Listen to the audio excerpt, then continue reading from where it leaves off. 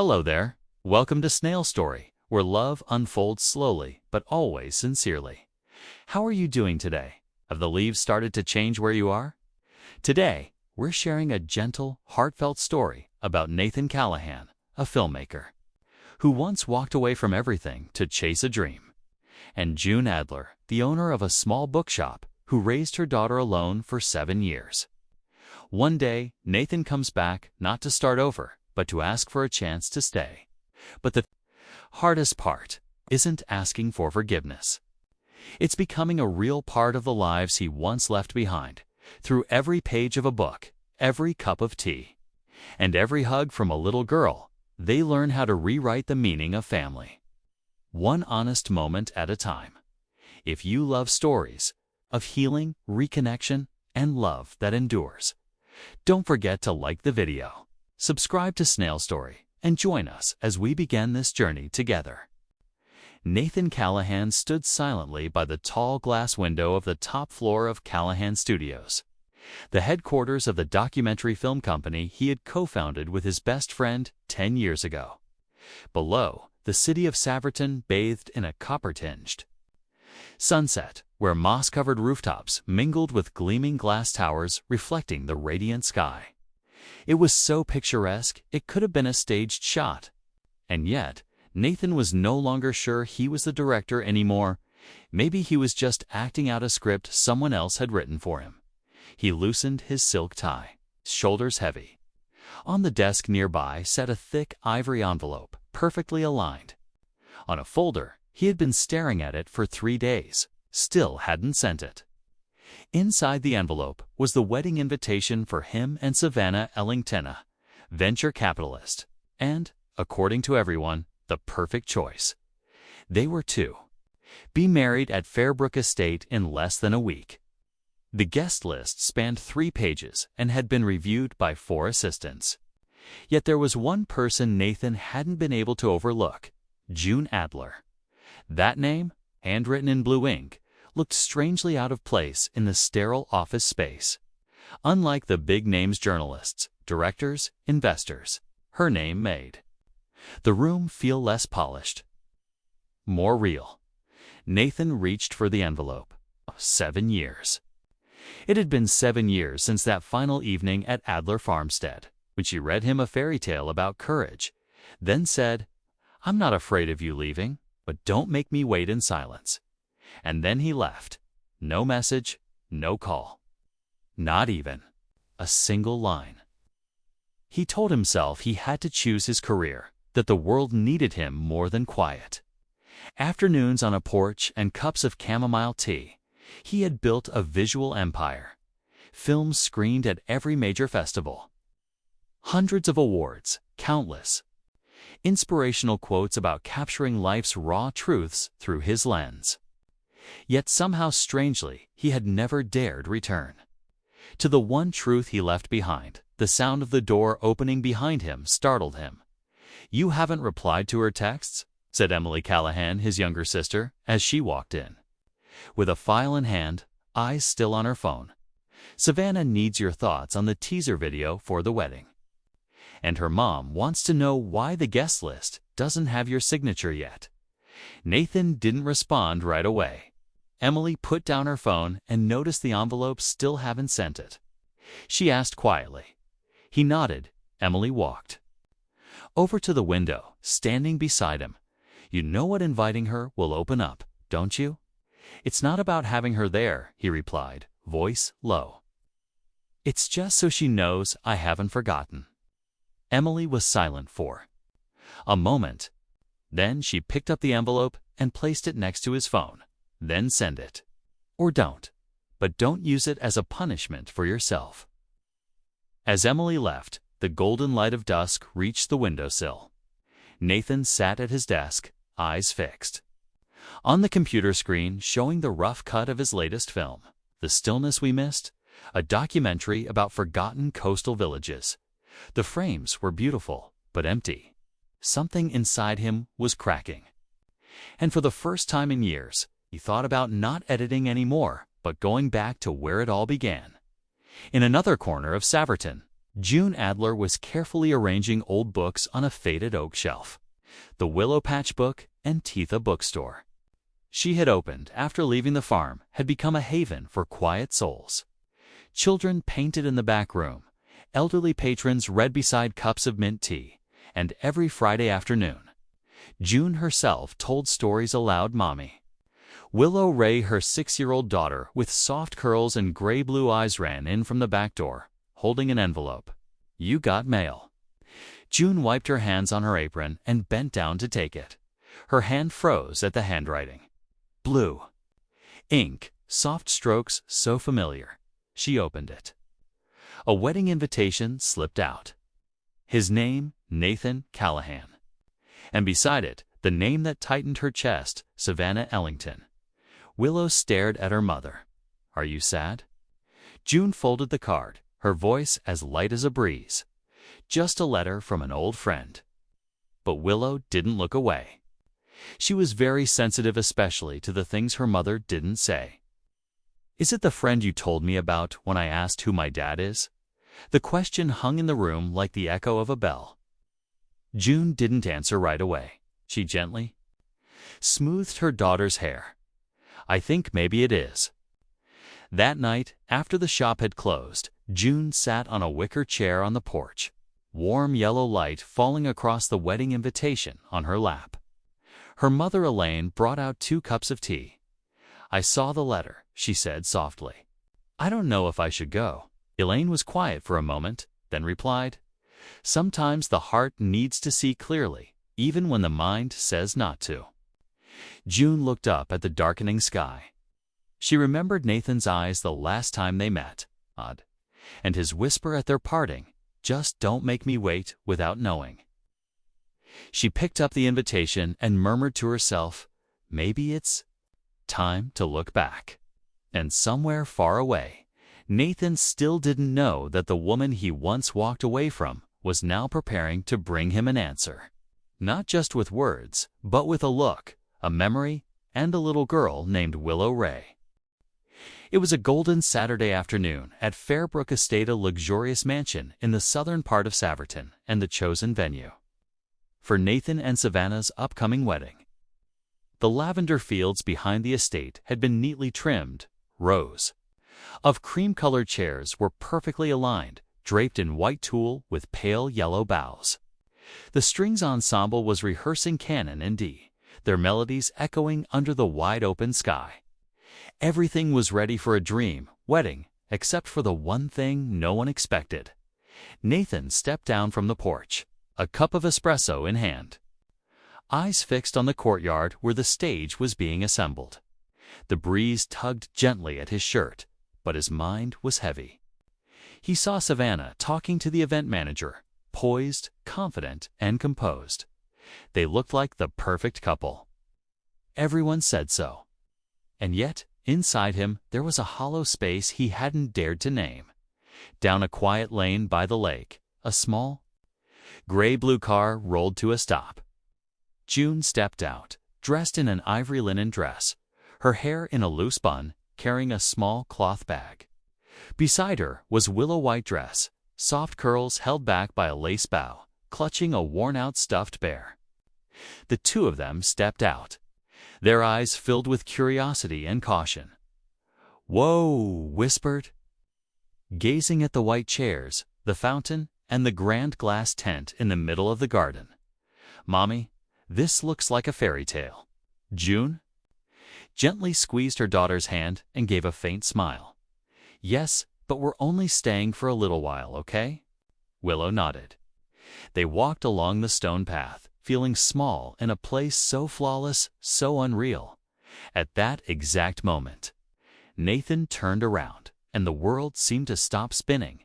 All the voices, music, instructions faded into mist.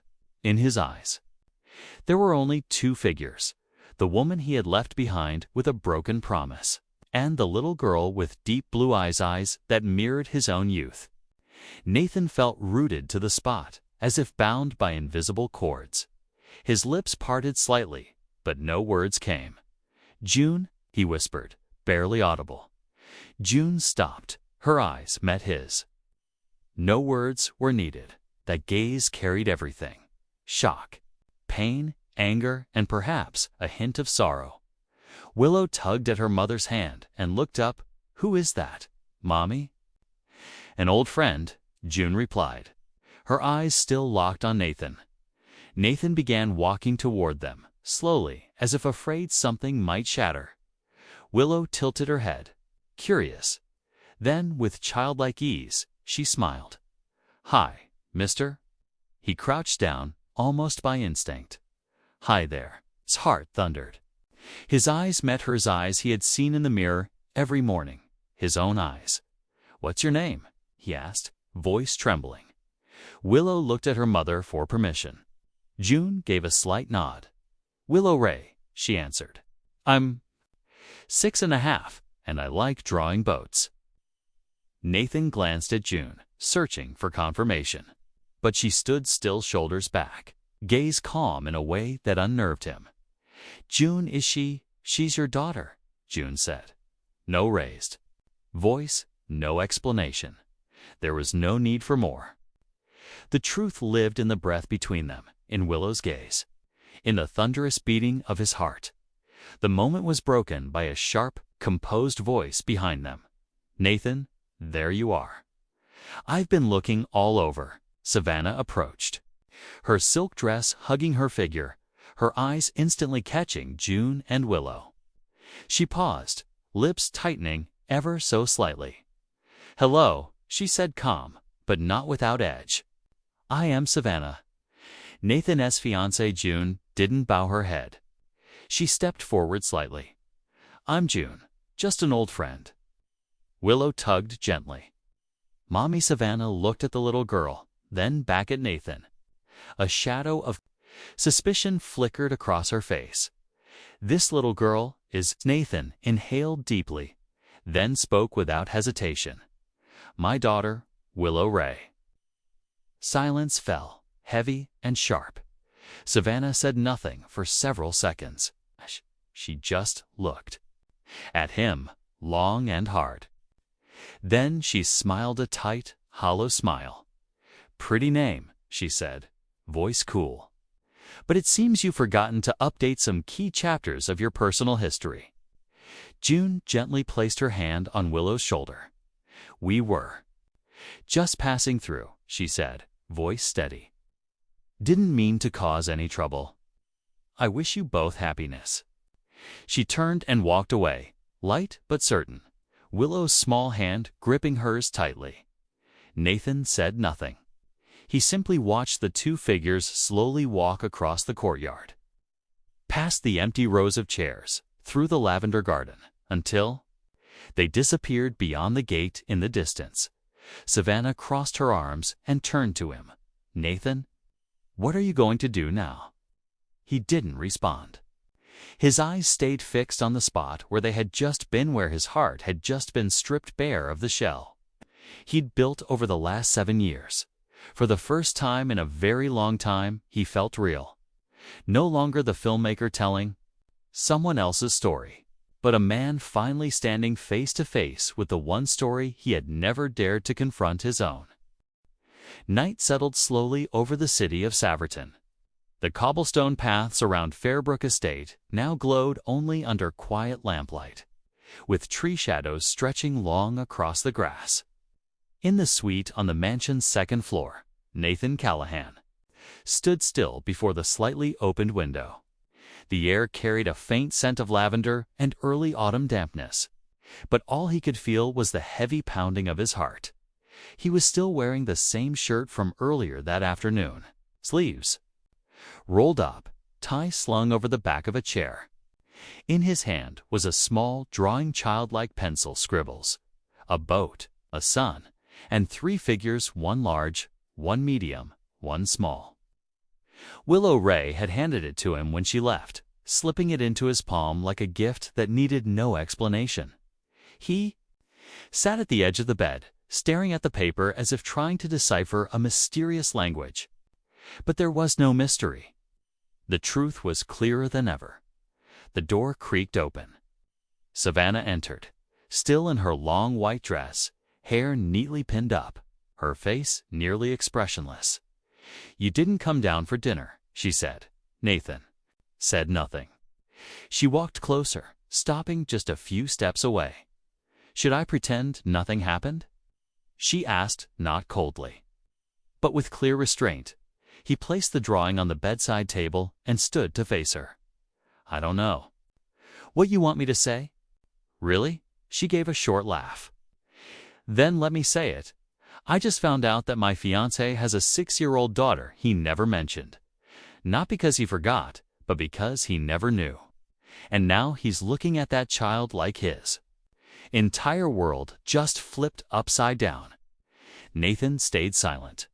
Savannah stepped closer, her eyes sharp, the eyes of someone used to being in control. "You know what makes me the angriest?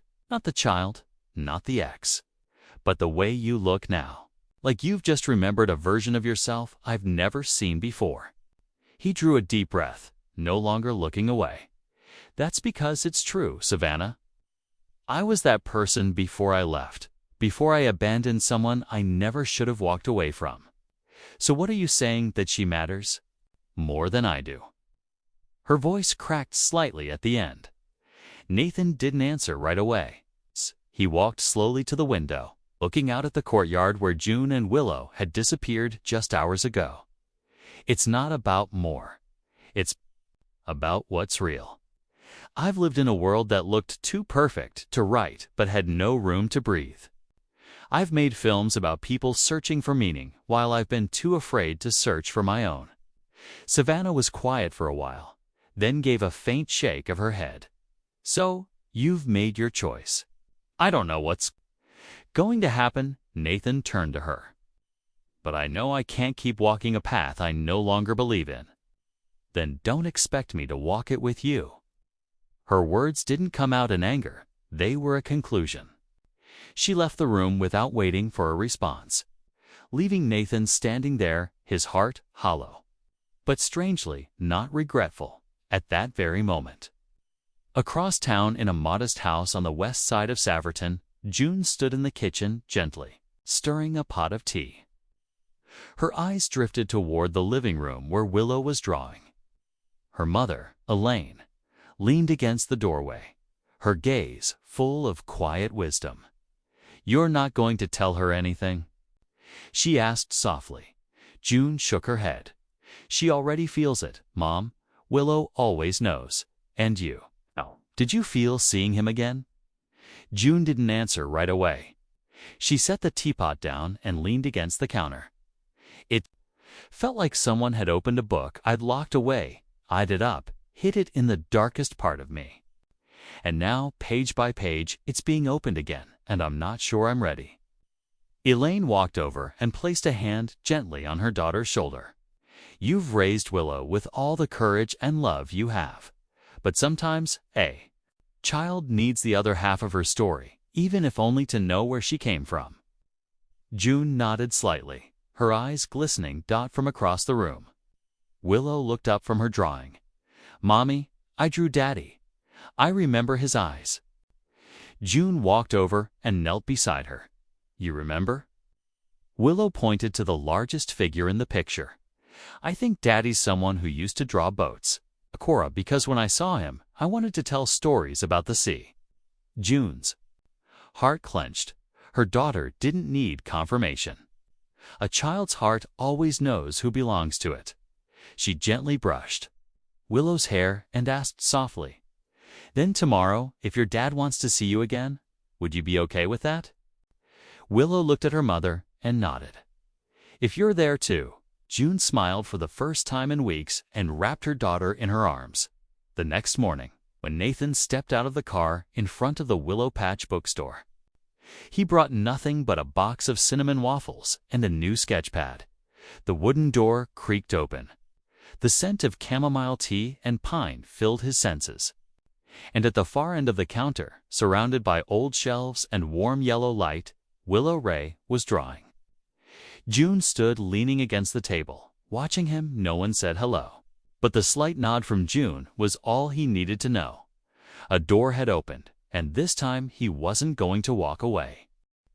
Morning sunlight streamed through the fogged glass windows of the willow patch, casting shadows on the stacked old books memories not yet organized. On a round cherrywood table in the middle of the shop, 3 ceramic cups gave off the soft aroma of warm honey-cinnamon tea. A plate of crisp waffles, dusted with cinnamon and fresh strawberries, sat in the center, cut neatly, as if the whole morning had been preparing for this moment. Nathan sat quietly, both hands wrapped around his teacup, eyes following Willow. Ray, the little girl, leaning over her newest drawing. She was completely focused, as though the man sitting across from her was simply part of the shop's familiar scenery. But Nathan knew, for a child as sharp and sensitive as Willow, nothing was ever just coincidence. "What's this one?" he asked, leaning to peek at the sketch. Willow looked up, her gray-blue eyes glistening in the sunlight. "I drew a family on a boat. They're going out to sea. Who's who in the picture?" Willow pointed. "Says Mommy, this is me, and this is Daddy. But Daddy doesn't know how to row yet, so I have to teach him." Nathan chuckled, something warm blooming deep in his chest. "Daddy's ready to learn." Willow nodded very seriously. "If you're going to learn, you have to do it properly. I don't like people who quit halfway." The words were soft, but to Nathan, they cut deep like a blade to the heart. He glanced at June. She was behind the counter drying a glass, clearly within earshot. She didn't turn around, just let out a small smile, a mix of irony and calm. He took a deep breath, then stood and walked over to the counter. "Can I talk to you for a moment?" June set the glass down, wiped her hands on her apron, and nodded. They stepped out to the back porch, where morning sun filtered through pots of herbs. Ivy climbed up the wooden trellis, still glistening with remnants of dew. Nathan turned to her, his gaze steady. "Thank you for today." June folded her arms. "I didn't do it for you, I know, but you still gave me a chance." She stayed silent, eyes drifting toward the garden where the lavender pots were in bloom. "I did it for her. She deserves to know the truth. And if you truly want to be present, it has to start here." "I don't know what I'm doing," he admitted. "I didn't come here to reclaim anything. It's just ever since I saw her, everything changed. The world I thought was enough suddenly means nothing." June turned back to him, her expression no longer angry, but guarded. Willow's not a puzzle piece you plug in when life slows down. She's been a journey through fevers in the night, mornings without milk money, and questions about someone I never knew how to answer. Nathan lowered his head. "I missed it all, but I want to begin again. You'll let me?" "You think it's that simple?" she asked, not harshly, but like a breeze brushing past. "No, I know it'll be hard. I'm not asking for forgiveness. Just a chance to show you that I won't walk away again." June looked at him for a long moment. The wind stirred her skirt and the rosemary plants at their feet. "I don't believe in promises, Nathan. I believe in actions. And I'm tired of people showing up, then disappearing like someone's heart is just a pit stop." He nodded. "No argument. Then I'll stay. Tomorrow, next week, next year, whenever you allow me one more step, I'll be here." She said nothing. Inside, Willow ran to the back door, her voice clear as a bell. "Mommy, I finished my drawing. Daddy, do you want to hang it up on the wall?" Nathan turned to her, unable to hide the emotion lighting up his eyes. He stepped inside, crouched down. "If you let me, I'd love to hang it right behind the counter where everyone can see it."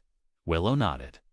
Nathan took the drawing and walked over to the old corkboard behind the counter, clipping it up with a wooden pin. The picture of the 3 of them on a tiny boat now hung in the heart of the bookstore, a silent but bold declaration. June stepped in last, her eyes lingering on the drawing. No one said anything. But in that quiet moment, something fragile had shifted. Not forgiveness, not reunion, but a door unlocked, not wide open, just enough for someone to walk through if they truly meant it. Sunday morning unfolded slowly across the city of Saverton, wrapped in golden honey light. On the eastern side of town, the willow patch was still closed, but inside, the small kitchen behind the bookstore was already alive with the warmth of breakfast. The smell of cinnamon waffles filled the air. Nathan stood over the stove in a rolled-up white shirt, awkwardly flipping a waffle in the pan.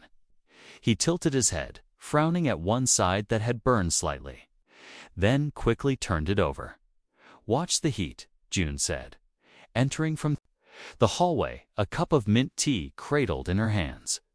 Nathan turned to her, slightly sheepish. "I've designed dozens of film sets, but I've never managed to control a kitchen." She didn't laugh, but her gaze softened. In that moment, his sleeves dusted with flour, hair slightly tousled, lips quietly counting down cooking time, he didn't look like a man who had once walked red carpets. He looked like someone trying. And somehow, that rattled her more than anger ever could. Willow Ray burst in, her curly hair messy, teddy bear in tow. "I smell waffles." "Daddy made them," Nathan smiled, scooping one onto a plate. "But I can't promise they're evenly crispy." Willow climbed onto a chair, eyes sparkling. "As long as there's lots of cinnamon." Nathan sprinkled extra cinnamon across the slice and set it in front of her. "This is the most cinnamon-covered piece in the entire galaxy." Willow giggled. June, watching, felt something soften inside her like a white daisy unfurling. All these years, she'd never imagined a morning like this, where her daughter said "Daddy" without hesitation. And the man who once vanished now stood present in all his clumsy, sincere effort. The three of them sat down together. Willow chattered excitedly about drawing ships, dragons, and waves that sing. Nathan listened attentively, nodding as if watching a new documentary come to life. June remained quiet, watching her daughter occasionally exchanging glances. With Nathan, glances that no longer held distance, though they still held caution. The meal ended with a glass of orange juice and a tentative suggestion. "Any plans for today?" Nathan asked gently. June hesitated. Willow looked up. "Can we go to the farmer's market, Mommy? I want to find purple carrots." June slowly nodded, as if asking herself whether she was truly ready. But Willow's eager, twinkling eyes made it hard to say no. "All right," she said. "But this time you keep an eye on her. I'll grab the basket." Willow bounced with delight. "Yeah, Daddy, hold my hand tight. I run a lot." Nathan smiled, reaching out for her small hand. "I know." The Sunday farmer's market sprawled across the central square, nestled among old red brick buildings and wide oak trees casting generous shade. The stalls overflowed with color: plump red tomatoes, sunflowers, homemade jam, and raw honey. From a nearby corner, a mandolin hummed a gentle tune, wrapping the morning in quiet charm. Nathan held Willow's hand, occasionally kneeling to retie her shoelaces or listened to her serious explanations about the difference between tiny cucumbers and medium cucumbers. June walked beside them, keeping a small step of distance, but no longer bracing herself like before. "This place has changed," Nathan remarked. "Not as much as you," she replied, not looking at him. "Changed enough for you to give me another chance." June looked at him for the first time since they left the house. Her gaze was deep and steady. "I don't believe in things that change in just a few days." Nathan nodded. "Then I'll keep changing for months or years. You choose the time, I'll choose the effort." Willow ran to a flower stall, then came bounding back with a sprig of pale lavender. "For Mommy." June took it and gently pressed it to her cheek. "Thank you, my clever little fox." Willow turned to Nathan. "Daddy needs one too, so he knows he's forgiven." Nathan laughed, though his eyes searched June's with hope. She looked at him for a long moment, then handed her daughter another sprig. Willow offered it to him for Daddy.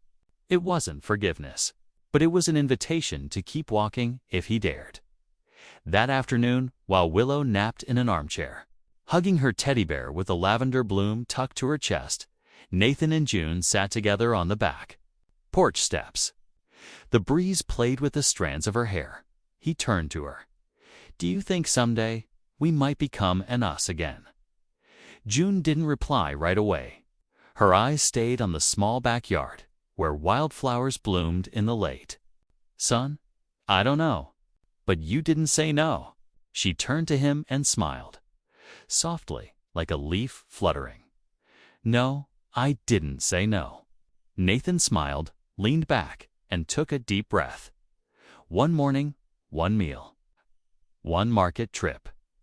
One flower dot, that was enough for a new kind of trust to be planted.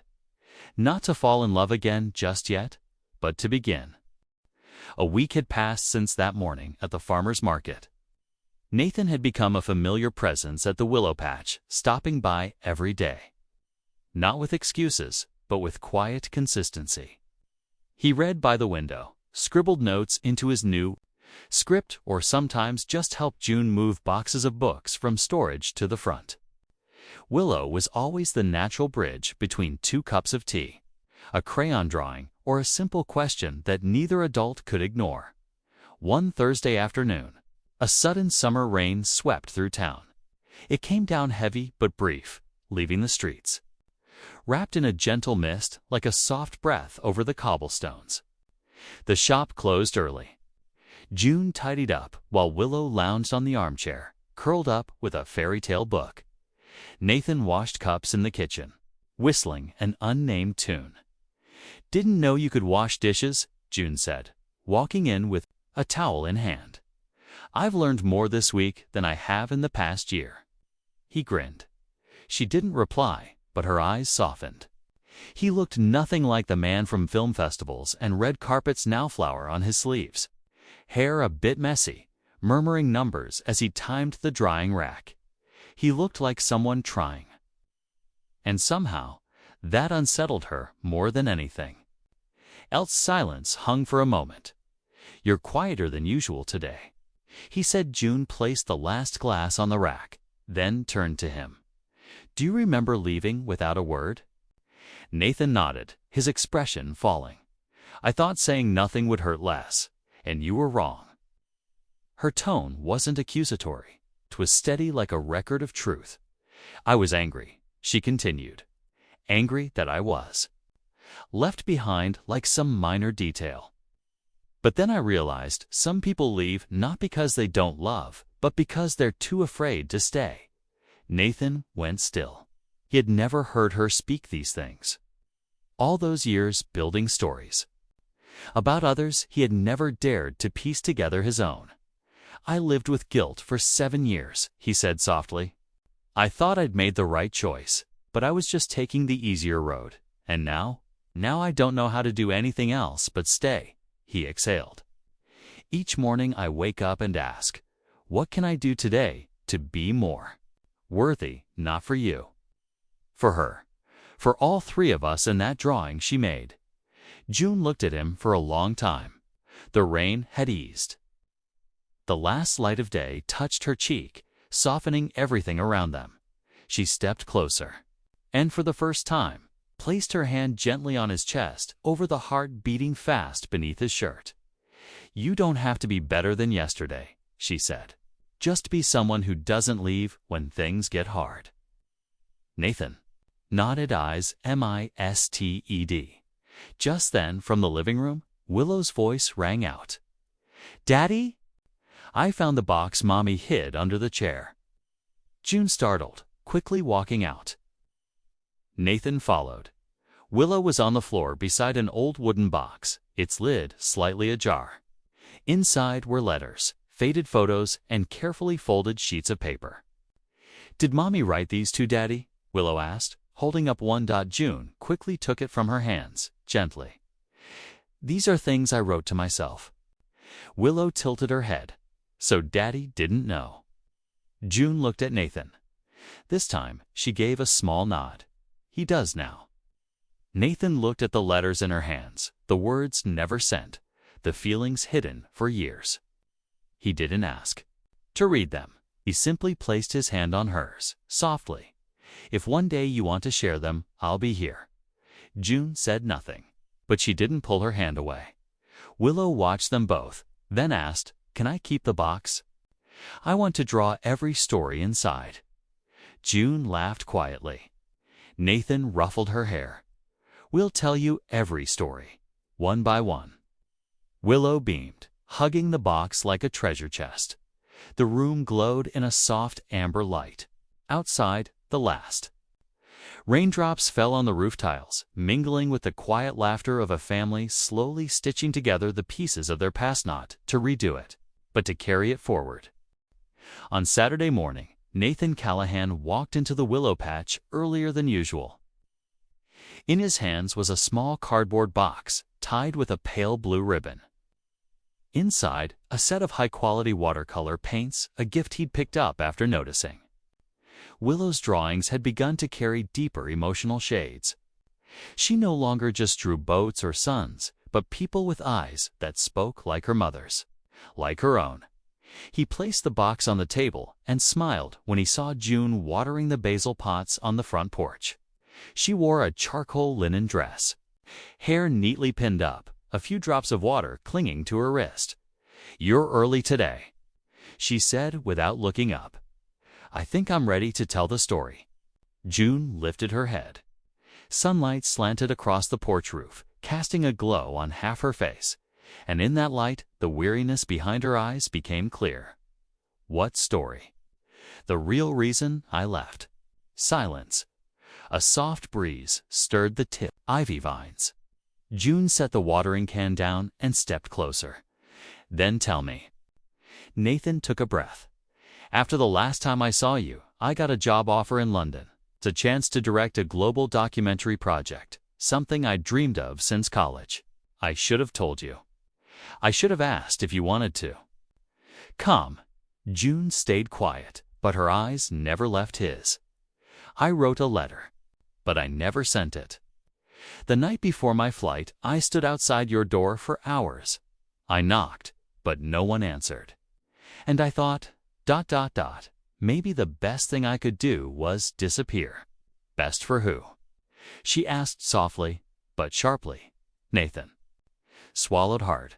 "Both of us, or at least I thought so. I thought if I left, you wouldn't be dragged into a life of uncertainty and chaos. I was afraid I wasn't enough for you. Not stable enough, not worthy enough."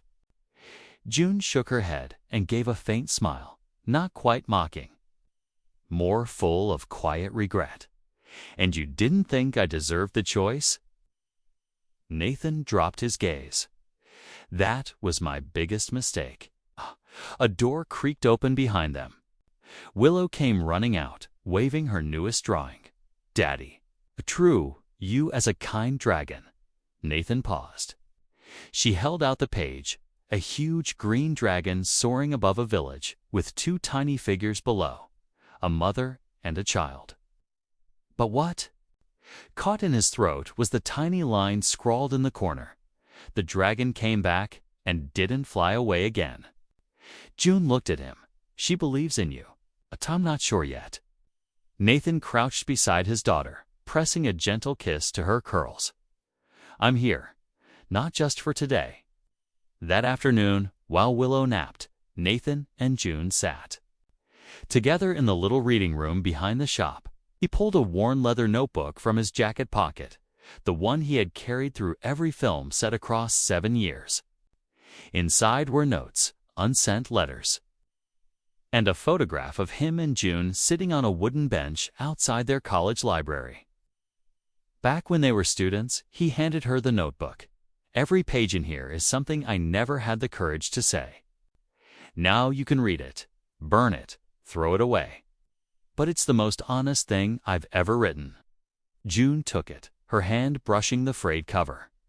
For a moment, emotion flickered in her eyes, but then she placed the notebook gently on the table. "I'll read it, but I'm not promising forgiveness." Nathan nodded. "I'm not asking for that. Just for you to know, I'm still here." That night, after the shop had closed, June sat alone at the kitchen table, slowly turning the pages. His handwriting was as familiar as his old voice in her head. Some entries were only a few lines. Others spilled across the page. Thoughts about film, about her, about a sleepless night in Tokyo, about a little girl with Willow's eyes he saw in Venice that made him cry in the back of a taxi at the very end. He had written in darker ink, "Maybe I'll never get the chance to be looked at by you again. But if one day you read this, please believe that, even if it's late, I came back. And this time, I'll stay until you ask me to leave." June closed the notebook, her hand resting on the cover like a whispered reply that never made a sound. The next morning, Nathan arrived at the shop as usual, but this time, June was already seated at the table, her cup of tea still steaming. She looked up the children's section needs reshelving today. "Are you free?" Nathan smiled and nodded. Not quite forgiveness, but an invitation. Not yet love, but a step closer. And for two people who once lost each other, that was enough for today.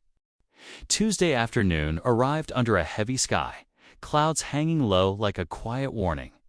Inside the willow patch, Willow Ray sat in the children's reading corner, deeply focused on coloring a picture of a wooden fairy. Nathan stood nearby, organizing stacks of newly arrived books. June was in the kitchen, preparing tea cakes for her usual afternoon guests. The soft chime of the doorbell rang a small sound, but enough to pause the rhythm of the room. The man who stepped in was tall, confident, dressed in a simple black shirt with neatly trimmed hair. In his hand, he carried a bouquet of pale lavender. Willow looked up, face lighting up. "Uncle Simon." Nathan froze. His entire body tensed in a reflex he didn't quite understand. Simon stepped forward with a warm smile, crouched down, and hugged the little girl with effortless familiarity.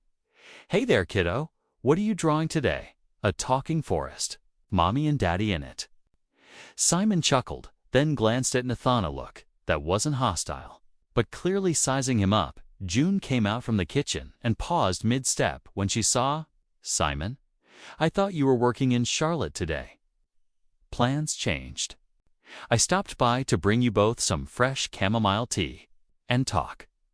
Nathan stood still, feeling every inch like an outsider in a circle that had been shaped without him. Simon set the flowers on the counter. "I brewed the tea already. Got some blueberry scones, too, for Willow." Willow squealed. "You remembered I love blueberry." Nathan forced a smile and stepped closer to June, but Simon gently interjected, "Could I talk to you for a moment, June?" June looked at Nathan, her eyes apologetic but unwavering. "Okay." They stepped out to the back porch. Nathan remained inside, gripping the spine of a book so tightly it might as well have been his heart. Willow tugged on his sleeve. "Daddy, why aren't you smiling?" He bent down, voice tense. "Because I don't know who Uncle Simon is." Willow tilted her head. "He's the one who took Mommy to the doctor when I had a fever. The one who drove her home when it rained. The one who was like a dad." For 7 years, Nathan swallowed hard. Out back, Simon leaned on the railing, voice low but firm. "I didn't come to compete, but you know I was here when no one else was." June remained silent. "I know you're torn now that Nathan's back, but I need to ask, do you truly believe someone can return after 7 years and reclaim everything, just because he showed up in time?" "He's Willow's father," June replied without hesitation. "And I'm the man she calls uncle, but clings to when she's scared, calls out to when she has nightmares, and trusts without question." Simon turned, eyes steady. "June, I love you. And if you'll let me, I want to make Willow my daughter too." Officially. She froze.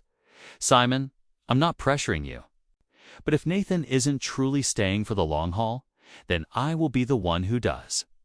That evening, Nathan stood outside the willow patch, but didn't go in. Light rain began to fall. Through the window, he saw June straightening the counter, while Willow sat beside Simon, coloring a large page together. The three of them looked like a family. He turned away.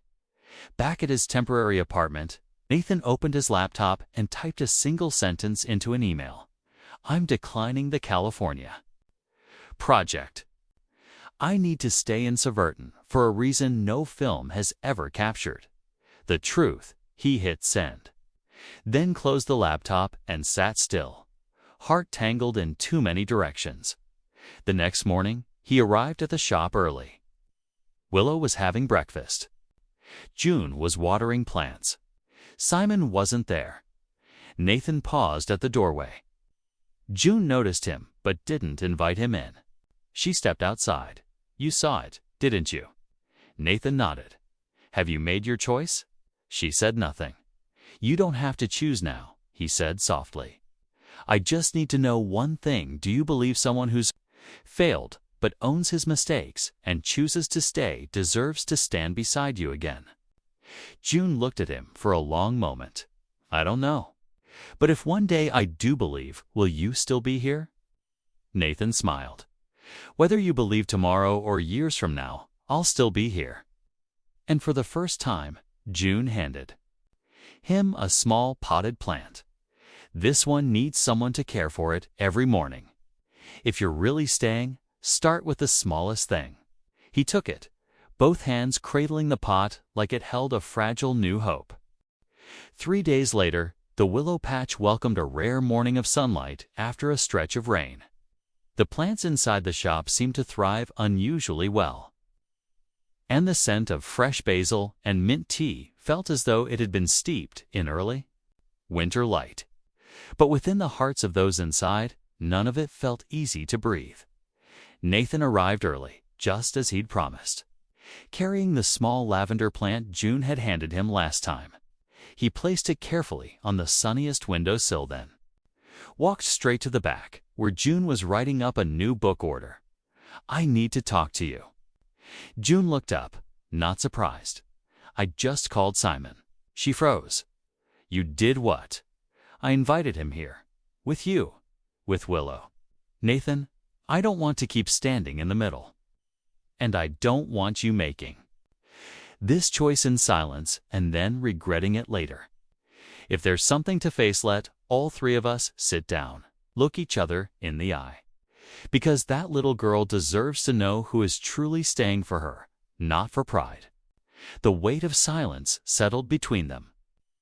Nathan continued, "If today you choose him, I'll leave, for good. But if you choose me, then let's close the door on the past completely." June nodded. "Then today we end it." That afternoon, the back room of the shop was cleared. Willow was with her grandmother. Lane had taken her to the park so the adults could talk. The three of them sat around a round wooden table. No tea, no small talk. Simon sat with his arms crossed, his eyes calm but sharp. "So this is a choose one kind of day?" he asked. Glancing at Nathan, nodded, not flinching. "I'm not here to fight for the title of father. I'm here to place truth and love side by side." Simon gave a quiet, bitter chuckle. "Love? Is that what you call walking away without a word 7 years ago?" Nathan took a deep breath. "I was wrong. But I didn't come here with an explanation. I came with a heart that's ready to repair, to rebuild. Even if it starts with watering a tiny plant every morning." Simon turned to June. "What do you think?" June didn't look at either of them. She stared at the table as if the grain of the wood could offer an answer. "Simon, I owe you more than a thank you. You were the only one who stayed, the only one who believed in me when everything else was falling apart. You were a safe place, quiet, steady, without big promises." Simon swallowed hard, his hands clenched. She turned to Nathan. "And you were the person I thought I had to forget. I believed if I ever dared to love again, it would have to be someone else, someone who wouldn't break my heart the way you did." Both men held their breath. June stood, walked toward the doorway. where a breeze stirred the sheer curtains. But I also know Willow only laughs with her whole heart when she's with you. Nathan? She doesn't know much about absence. But her body, her soul, recognized you as the missing piece. She turned back, her voice trembling. I'm choosing what scares me most. Because I don't want to live one more day in the safety zone. If it means living without the truth, she stepped forward and placed her hand gently on Nathan's shoulder. I choose you. Not because of our past, but because today you stood your ground, asked the hard questions, and stayed. And because of the way Willow looks at her father. Simon stood slowly, a quiet ache breaking across his expression. He nodded, not speaking. Then he smiled, soft, dignified smile for a battle lost, but with grace. Then, I wish you the best. And if someday he steps back, I won't need an invitation. I'll simply step in. He turned and walked out. The door closed gently. Behind him, that evening, Nathan and June went to pick up Willow from the park. She ran toward them, hair wild in the wind. Daddy, did you water the plant today? I even wiped the dust off its leaves. Nathan grinned. Willow giggled, then looked up at her mother. You're so pretty today, Mommy. June knelt and kissed her daughter's cheek. That's because today, Mommy lived honestly with her heart. Willow didn't understand, but she held both her hands, tugging them toward the slide as if something had finally and truly come together. That night, back in his small rented apartment, Nathan wrote in his new screenplay, "Some things, only, grow when you stay long enough to see them bloom, like a child, a plant, or a person once left behind." And for the first time in 7 years, he crossed out the final line. Not because it was wrong, but because a new chapter had begun. Part 10. A house night longer left EMPTY 3 months had passed since the day Simon walked out of the willow patch, and Saverton had now entered the festive season. Streets were strung with golden lights, window panes adorned with mistletoe, and cheerful Christmas tunes crackled from old radios. But for Nathan, this winter wasn't just about lights and cinnamon. It was the season of staying. The first time he'd ever hung a card on the Christmas tree that read all 3 names, Nathan, June, Willow, that morning, in a small wooden house at the end of Garden Hill, where Nathan had officially moved. In with June and Willow, the scent of butter cookies and cinnamon tea floated from the kitchen, while Willow's bright voice rang from the living room. Daddy?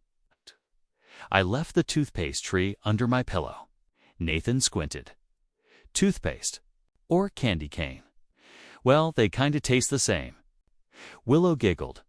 June, slicing apples in the kitchen, looked over her shoulder. I bet Santa's gonna be very confused. Willow shrugged. Then he'll learn to adapt. Nathan smiled, kneeling to tie his daughter's shoelaces. Every gesture now, every breath near Willow was no longer shadowed by fear or guilt. It was familiar, rooted, part of mornings he never wanted to miss again. After breakfast, he carried gift boxes to Elaine's house, June's mother. She opened the door and saw the 3 of them standing there. Tears sprang to her eyes. She finally has her father, she whispered. June embraced her mother. Nathan said nothing. He simply took her hand and squeezed gently, a wordless thank you for all the years. She held up his daughter when he couldn't. That night, the whole family gathered in the bookstore, where Nathan had placed a large wooden table at the center of the main room. Small Christmas trees stood by the fireplace, surrounded by gifts and handmade ornaments crafted by Willow from paper, twine, and old buttons. June placed a hand on Nathan's shoulder. Remember when you said you'd take me around the world? Now I just want to stay somewhere long enough for the world to come to us. She smiled. This world is small, but it's real. They sat. Willow lay with her head in her mother's lap, holding an old fairy tale book. Daddy read. Nathan picked it up. His warm voice filled the little room. But instead of reading word for word, he spun in new details. A princess who wrote letters, a prince who did the dishes, and a green dragon, one who had flown away once but came back to guard the forest forever. Willow giggled. June found herself wiping a tear she hadn't noticed falling as the story ended. Nathan closed the book and softly said, "Tomorrow I want to ask you something." June tilted her head. "Now what?" He smiled sheepishly. No ring, no stage, no script this time. He stood, walked to the back room, and returned with a folder. He placed it on the table. "Paperwork to legally change Willow's last name, if you think it's time." June stared at him. Then, without a word, she reached out and took his hand firmly. "She's always belonged to you. I was just waiting for you to be sure enough to claim it." Willow sat up. "So now my name is Willow Ray Callahan." Nathan knelt, wrapping his arms around her, "If you want it to be." Willow nodded. "I do, but can I still keep Ray?" "Mommy picked that one." June squeezed her shoulder. "And it's beautiful, just like you." That night, as the whole town drifted into sleep, Nathan sat alone in the bookstore. He wrote the final lines of a script with no title yet. Not every return is a repetition. Some comebacks are do-overs done right this time. And some who once left didn't do so because they didn't love. They left because they didn't yet know how to stay. But if one day they return with truth, with wounds, and with love, then the house will no longer be left empty. He set down his pen outside. The lavender plant he watered each morning swayed gently in the wind, and from the room next door, the sound of June and Willow's laughter drifted through like the background music of a life newly begun. No longer the latecomer, no longer the one who left, but the one who was chosen to stay. As the story comes to a close, what lingers is not just a happy ending, but the journey of people brave enough to face their mistakes, bold enough to say "I'm sorry," and strong enough to begin again, not to erase the past, but to continue it, with truth and love.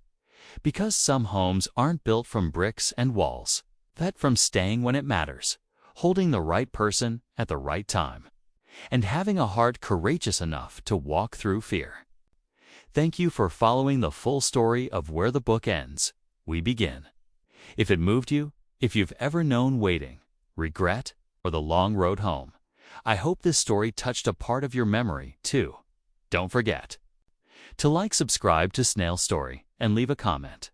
Have you ever been the one who left or the one who stayed? I'll always be here, ready to listen and to keep telling the next story.